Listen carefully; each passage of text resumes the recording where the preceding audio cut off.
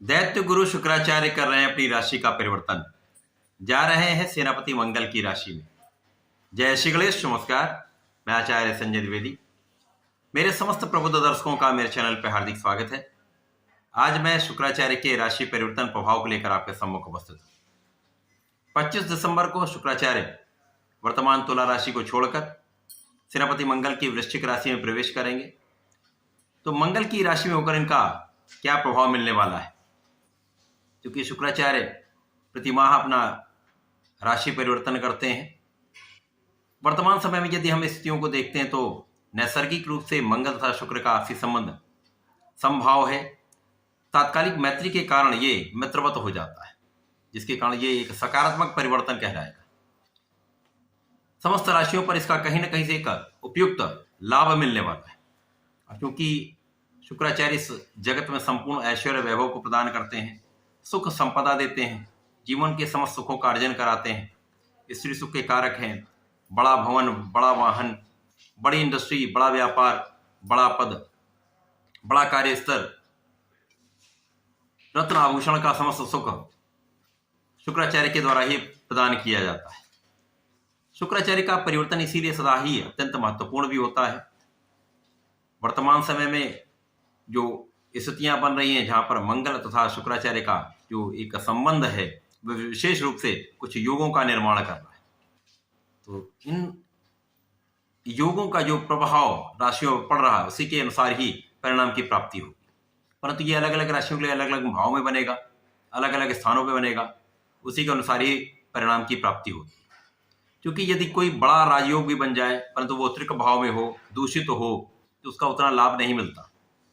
इसी प्रकार से ये छोटा राजयोग भी बन रहा है, छोटा योग भी बन रहा है, वो एक अच्छी अवस्था में है, अच्छे भाव में है, तो निश्चित रूप से एक सकारात्मक परिणाम की प्राप्ति कराता है। आज मैं धनु राशि के लिए शुक्राचार्य के राशि परिवर्तन का क्या प्रभाव मिलेगा, किस प्रकार के लाभ मिलेंगे, कौन सा भाव प्रबल होगा, कहाँ कितना लाभ ले पाएंगे, कहाँ पर समस्या आ सकती है, उसका क्या निराकरण है, संपूर्ण विश्लेषण मैं पूर्ण तर्क के साथ करने जा रहा हूं।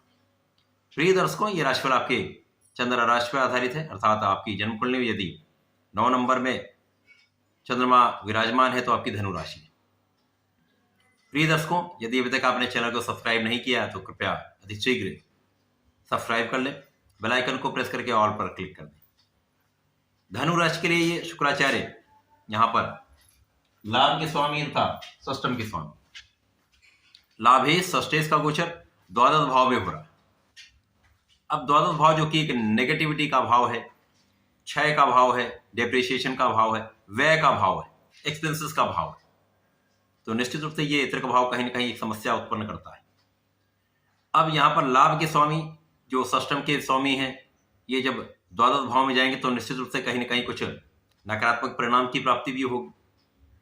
परंतु यहाँ पर एक विशेष रूप से एक विपरीत राजयोग का निर्माण भी हो रहा है।